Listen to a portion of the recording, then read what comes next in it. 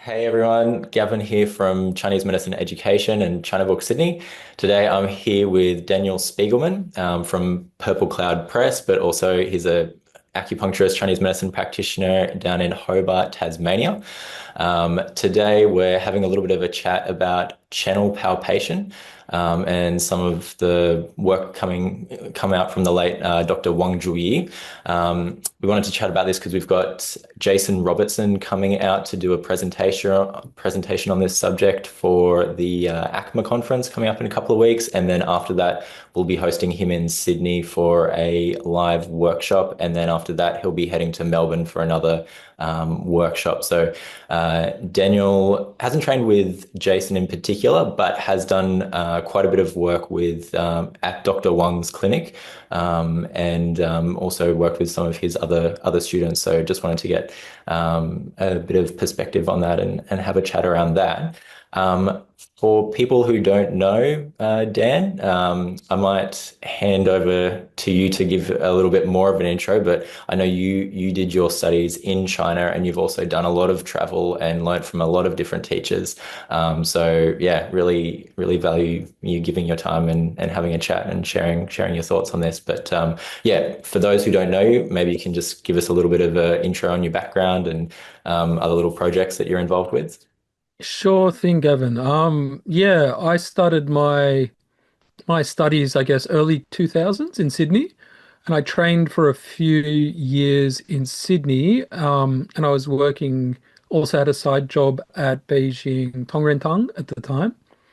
And my boss there recommended I apply for a scholarship to go train in China, so I did, and I got accepted. I ended up living there almost a decade, and I did my bachelor's degree there, ended up graduating there. And yeah, Dr. Wang was one of the first people I sort of trained with. I was very lucky to sort of train with him there. And since coming back to Australia, I've been in clinical practice, first in Sydney, now in Hobart. And I sort of started Purple Cloud with a friend of mine who he met around Wudang, my partner Johan Hausen, and we wanted to sort of, I guess, provide elements of education and I guess literature that we felt there was a gap. And sort of my personal sort of desire was to sort of provide a platform that I would have liked to have when I was coming back exploring my personal interests. And I don't think they're just my interests, but in Taoism as well as Chinese medicine and sort of looking at how Chinese medicine is a part of Chinese culture. And in order to understand the medicine, we really do need to understand parts of the culture. So yeah, that's kind of what I've been involved in recently. Yeah. Nice, thanks. Yeah, I really like the stuff that you guys are coming out with Purple Cloud Press. There's some really interesting texts and translations and things that have been coming out in the last few years. So that's really cool. Oh, thanks. You've also, we should also mention, so we've got the ACMA conference coming up. Jason Robertson will be presenting on channel palpation, but you'll Mm. also be doing a presentation yourself as well on ADHD and phlegm. Can you tell us Yeah. about that? Yeah. I got interest. Well, I've had many reasons to be interested in phlegm as a diagnosis. I think it's kind of underdiagnosed or often missed. Because I think we're taught that it necessarily needs this very thick tongue coat, which in my clinical experience isn't always the case. And there's a few different pulses that I think it can manifest in. So it often gets missed or isn't a target of treatment. And I was looking for a way to sort of talk about that. And also I had my recently deceased supervisor. She researched Natalie Curl. She researched the history of phlegm. So it's a really fascinating topic, and I think a lot it often gets missed in the clinic. And I wanted to talk about it, and I thought ADHD is a sort of a good place to address it. I mean, there's many different topics. It manifests in a whole bunch of different, very often very odd illnesses, and ADHD is quite a hot topic. So it was a good starting point, I thought. So that's why I kind of chose it. Yeah, awesome. Yeah, it sounds like that would be quite an interesting Interesting talk. So yeah, hopefully, do you know, are they recording Oh yeah, the I think lectures y at the conference? yeah they are. I think it's the last day you can join is Yeah, today. okay. So, Yeah, yeah. Yeah, yeah. I think it's yeah, you can get online tickets at the moment. mm, Yeah. Anyway, so yeah, let's have a little bit of a chat about your experience working with or observing in Dr. Wang Ju Yi's clinic in mm. Beijing.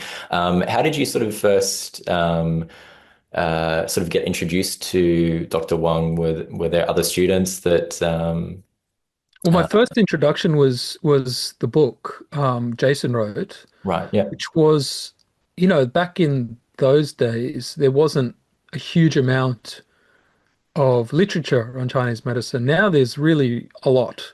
And I think people actually read less now than back then, but there's many more books out there, which is really fantastic. And that was one that really, I've always felt when I was learning in the university that I was missing something in terms of acupuncture and how it was described. And that book was like a breath of fresh air. And it was one of the first ones that sort of opened up, uh, more, I guess, more tangible, practical acupuncture experiences to me. Um, it's obviously very palpation based, and that's really been, heavily influencing the way I've worked since then. So I was really aware of that book, and I loved that book before I went to China. And yeah, it was my neighbor in my 宿舍, my dormitory in China. And he just said, "Oh, I'm going to Dr. Wang's clinic one day. Do you want to come?" I was like, "Oh my God, yeah, that'll be amazing." And I was really excited. And yeah, so I just got invited, and I soon learned that he had a, you know, regular group of people who often went, and, often visiting people coming from overseas all the time. So I was there, a few times a week for ended up being quite a few years while I was over there. Yeah. cool. And I was kind of curious because you did so you started your studies in Australia, but then you sort of completed your degree over in China. Um, what you were learning in the university in China, was that quite different to like Dr. Wang's kind of teachings? Um, Yeah. So we have to choose in China whether you want to do a herbal medicine track or an acupuncture track. So I chose the herbal medicine track at university. But I was going to Dr. Wang's clinic and I'd already studied, I think, about 3 years, 2 to 3 years in Australia or something. Um, so we didn't get introduced to acupuncture second year or maybe third year, but it certainly wasn't the focus and wasn't the clinical focus. I chose the herbal medicine track because they got much more into classical texts, which was also a big interest of mine. And then I did clinic outside to kind of improve my acupuncture skills, I guess. So it was quite different. And talking to the people who were on the acupuncture route, yeah, it was quite different. Like in the university, there wasn't that much emphasis on palpation. There was much more emphasis on, yeah, just a lot of theory and memorization. That was really and doing really intense exams. That was the real focus at the university. And yeah, I think there's a good reason why there is much more written on herbal medicine than acupuncture theory, because I think it's really it needs to be tangible and practical, and you need to touch things and be palpating things. And to a degree, you need to do that with the herbal medicine as well. But I do think that to a greater degree, that's the reason why there is less written on acupuncture.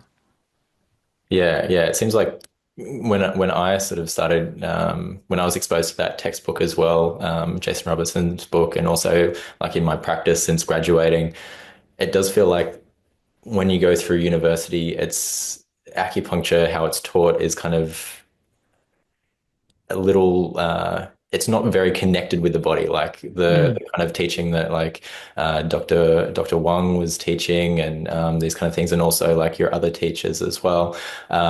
Very kind of makes acupuncture very hands-on, and I feel like it has to sort of like come alive underneath your hands. And so, was that kind of like your experience when you started doing some observation with Dr. Wang in the clinic? Yeah, That I mean it was pretty amazing because I was experiencing I think while I was over there I had a really intense shoulder dislocation in a well I was at home on holidays in a street fight in Canberra. I won't get into it, but I was yeah, I stepped in on a pretty intense situation and anyway, my shoulder got dislocated during it. And so I went to see him about that. And it was really interesting to chat because it was a ongoing kind of issue. So it had already been happening by then, about 10 years. And yeah, I just remember like him feeling on this side and saying, "Oh, yeah, you've got this big nodule. It was around Taiyuan Lung 9, and I don't have it on the other side." And I was like, "Oh, that's pretty interesting." So like it was just like I know it sounds really obvious, but it was quite early on in my training and like you're not taught to look for these things really at university in any way. And I was like, oh, in my body also. And then there's another thing is that yeah, he noticed that the tendons on my left side, they're sort of glued shut together. They were glued and they're fine on my right side. So there was, obviously, yes, there are going to be structural changes happening from an injury like this, and they will relate to the channels. It seems really obvious talking about it now, but at the time I was like amazed. Oh, yeah, there's something in this. It's not just this abstract theory, but it actually, you find these tangible things in the body that line up with all the theory and everything. And it's not just this yeah, very abstract kind of it's not thing, like which is, lines on yeah, the body; it's a real part of the physiology. yeah, Yeah, yeah. exactly. So it's when I started to realize that it wasn't just theory, I guess, which is what I guess a lot of my exposure had been before that. Yeah, yeah, yeah, cool. And so you mentioned you observed quite a bit with Dr. Wang over the years. Hmm. Do you have any sort of particular uh, clinical stories or little case studies or anecdotes or things that kind of like come to mind that stand out for you? Yeah, there was one, and I guess it was more because it was a really weird case, but it was she was a kind of a middle-aged woman from Harbin, but like, nicely dressed, like to take care of her appearance. And Harbin's up near Russia, so it was like that kind of vibe of clothing. And she'd begun wearing high heels because of her mum, I think, as a teenager or even earlier. And she said whenever she took off her high heels, she got vertigo. She'd get this dizziness. And I thought it was like such a weird symptom. And if I remember correctly, Dr. Wang was working on the Yangqiao vessels in order to sort of help this, which kind of yeah makes sense in his understanding. It's to do with sort of walking and connects with the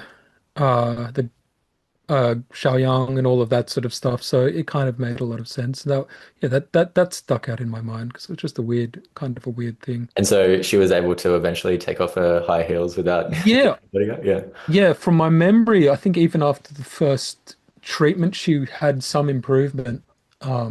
I think she kept like, yeah, I remember seeing her like two or three times, I think maybe. Yeah.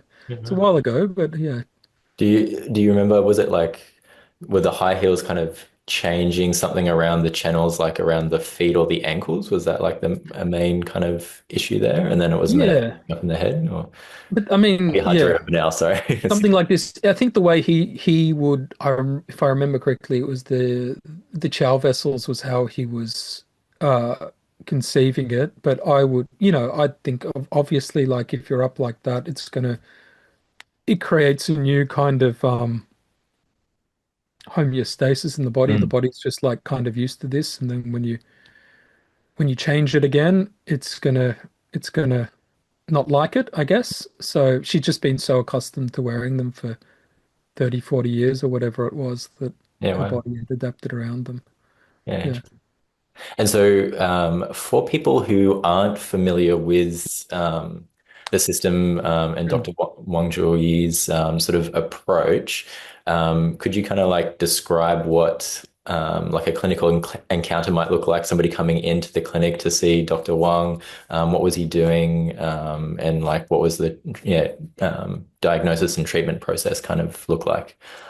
Yeah, right. So the people would come in, he'd have this quite kind of very big, it was like a teaching slash intake space. And he would take pulse, look at tongue, do all of that stuff, ask questions, and then he'd spend quite a long time uh, on the channels. So he palpate. He had a specific method for palpating along the meridians, and he would, especially on a first intake, he'd take quite a long time doing this. And after that, there'd be a separate room with I think 3 or 4 beds, and he would do the acupuncture there if they needed. There were heat lamps I think he'd used, and yeah, and then they'd go in there, and you'd often have 2 or 3 people going in there at any one time, and someone else, one of the helpers, would be taking off the needles and doing that kind of thing. And he'd often be, while he was sort of feeling the channels especially, but he'd be talking about the changes he found, sort of teaching as he went along, that kind of thing. Yeah. Cool. And so, yeah, so what he was palpating along like the channel, and it's predominantly just palpating like below the elbows, below the knees, kind of Yeah, out to the the distal part wushu of the channels. points. Yeah, Yeah, he yeah. predominantly, but like every now and then he would do some stuff, the moo points or the Right. shoe points on the back. Yeah, Every now and then be looking at that stuff around the neck and the head, around the ears. But yeah, predominantly around there. yeah. And was he still doing like the traditional like pulse and tongue and like asking questions and stuff like Yeah, that? Just yeah. it was just And another he layer to what he was doing, right? yeah, and he did write formulas as well, Yeah, just not every patient would get a formula. sure. Yeah. Yeah, cool. And so I know you've been exposed to like a lot of different teachers and styles. Um, in the clinic today, does like what you learnt from Dr. Wang and those experiences, does that sort of like influence your practice today, or has it like shaped the way, sort of changed the way you kind of like think about things, or yeah, how's that kind of like informing your practice, or how's that Yeah, evolved? the big thing I guess we already talked about was just like learning to touch the body, like Mm. and interact with the patient and see what's actually happening with the patient. So yeah, and I do his, especially things like I use a lot of his point combinations, because I got really familiar with those points, the points he liked to use, and because it was one of my earlier teachers, like I got really familiar with those points, and I really like using them, and so I still use a lot of those point combinations. Does he I do have still, some like nuances on like this sort of point location on some of those points? yeah. Oh, yeah. One of them, I think the biggest one, like, well, the big thing is like his idea of looking at the character of a point, that it's kind of like a cave or whatever. So he'd be looking for spaces. So you kind of learning to feel around the body for these spaces and how to get in them. I guess one of the more interesting ones was Liechue. He would locate on the lung channel rather than on the On side the there, side, which is yeah. the more, and his rationale for that, I believe, is it says you're meant to locate it like this or whatever, but he Yeah. says you can locate it like that and it's on the channel. So does that make sense? So I Yeah, don't yeah. know if anyone's good listening. You have to look at the video for that, but there's that way of locating it where you put your 2 thumbs together and the index finger will touch the point. Yeah, yeah, yeah. And he just says, yeah, you can still use that method, but just put it on the lung channel. And yeah, I've still played with both locations, like depending on what's going on with the patient. Sometimes I'll use one location, sometimes I'll Oh, yeah, use yeah. another.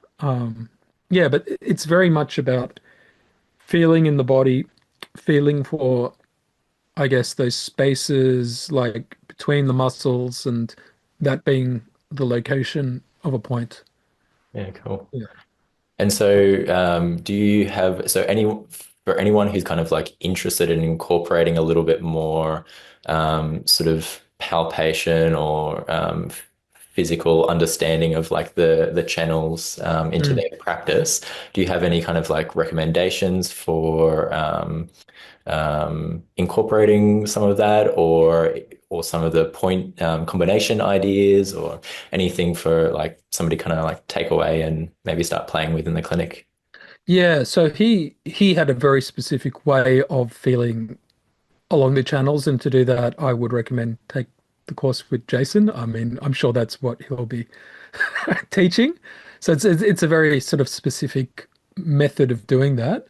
But in terms of something to take away, I think he and this is something I got from him, and also I think is really valuable. Is he kind of had an emphasis on the tie-in, on the spleen and the lungs, and would often be looking there when a treatment would start, like not all the time, but often, because he would explain like these are the two organs of the body that interface directly with the external environment, with our lungs and our food. We take in like the spleen, I guess, is through the stomach, but they sort of interface directly with the external environment. So they're really important, and they're almost in some way they're very easy to be influenced by, I guess, what's going on outside. So that's including things like pollution and like, bad food. And if I was to add that, I would add things like glyphosate and all the stuff, the toxic stuff that gets sprayed on food these days. So he would often start a treatment with Chizhi Yinling Chuan point combo. So that's lung 5, spleen 9, the Herc points of those channels in order to sort of address the organs themselves, I guess, and to help with often this is he would say this is a form of chi stagnation, which often gets overlooked. Because people think chi stagnation, everyone seems to think liver. That's like, I guess, what you're taught in school. Everyone's goes liver chi stagnation, and he would say no, actually, a lot more of what we're seeing these days relates to tie-in, and I found that to be really accurate, really helpful. And yeah, I mean, if someone people want to try that point combination, I still use it all the time, and I'm really familiar with those points, and it works well. Yeah, actually, I remember that now.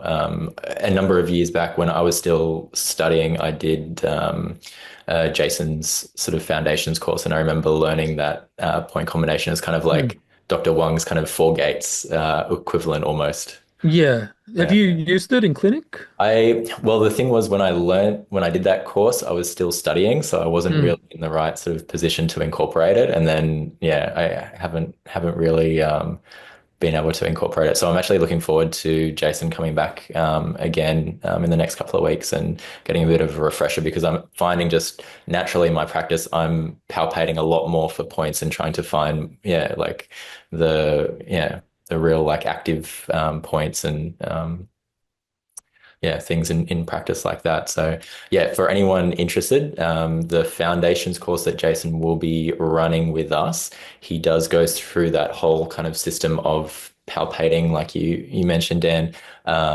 Yeah, systematically palpating through those channels, what you're kind of like feeling for, and then what your feeling means, and then how you might sort of address that with different point combinations or different treatment approaches. And then the course that he's doing in Melbourne is a little bit different. It's sort of building on that foundation and adding a few extra layers for some other things.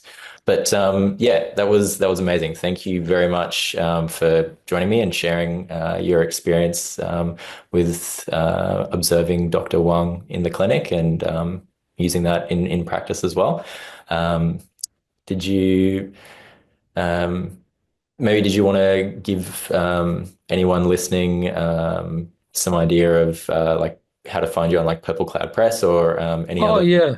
I guess you can find us on Instagram, Facebook, Purple Cloud Institute. I'm on Instagram as Purple Cloud Chinese Medicine. I'm trying to sort of make videos on there now, little short videos. So if Yeah, they're looking I'm on good. YouTube, Purple Cloud TV, trying to get out there with social media a little bit more. I think I don't love it myself, but I think it's an important tool of communication in our world, and it's a good way to spread the word about Chinese medicine. So Yeah, yeah.